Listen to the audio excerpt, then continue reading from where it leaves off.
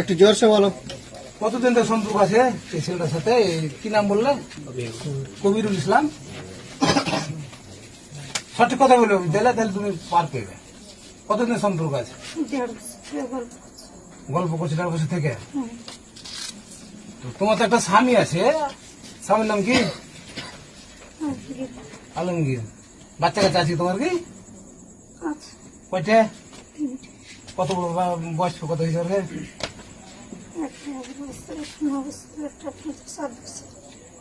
তো তোমার এত সংসারে কি অশান্তি হলো? তুমি একটা 3টা বাচ্চা কাচ্চা আছে, তোমার স্বামী আছে, আর তুমি একটা ওই ছেলেটার বিয়ে হয়ে আছে, আরো বাচ্চা কাচ্চা আছে। তোমার এত এই বাড়িতে কি অশান্তি হলো? তুমি এভাবে কাজ করলে তোমার কোনো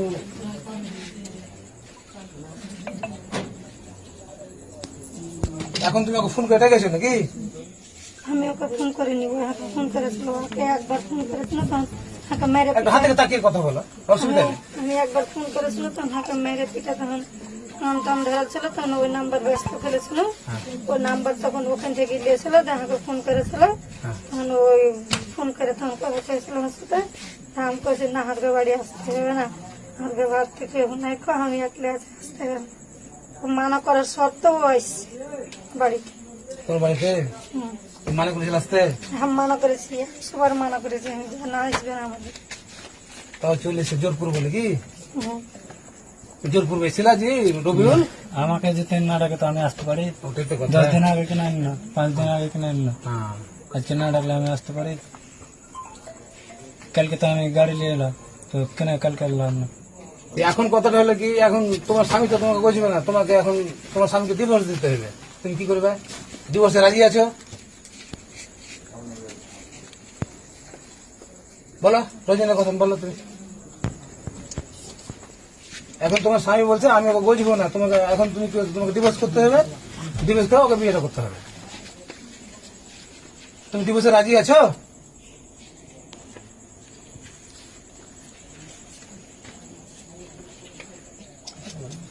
কথা বলো। না, না যাও আপনার না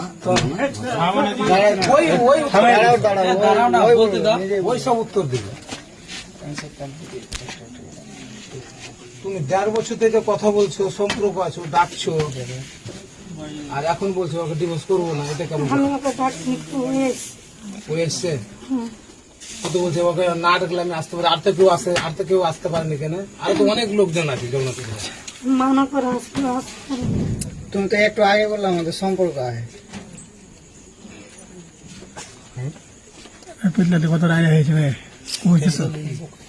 তুমি একটা নিজে নিজে ভাবো কি আমি আরো তো ইয়ে আছে, তোমার সম্পর্ক না থাকলেও আরো তো পুরোটা ছেলে আছে, তো ওই ভারত আসেনি। ওর শুধু ওর বন্ধু তালি ছিল, ও আগে থেকে আসছিল যাচ্ছিল মেলে কথা এগুলো।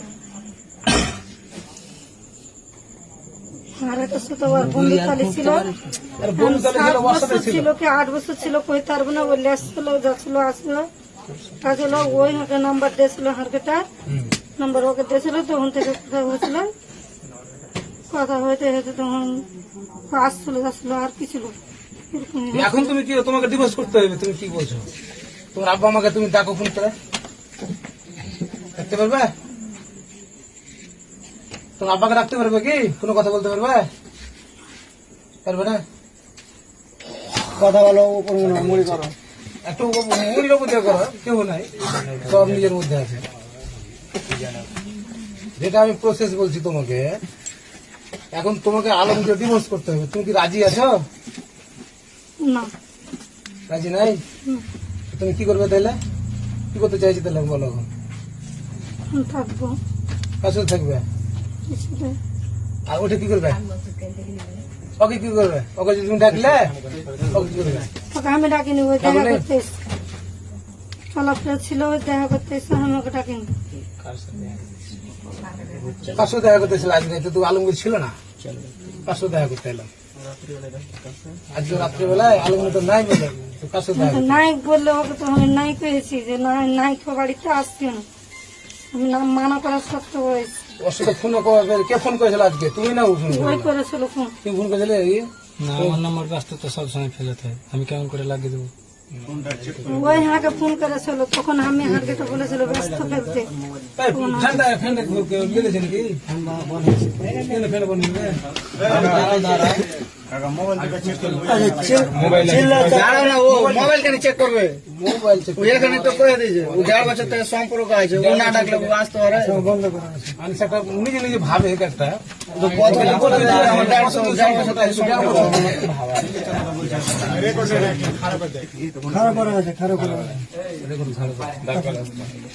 কথাটা লেগে 1.5 বছর সম্পর্ক আছে আজকে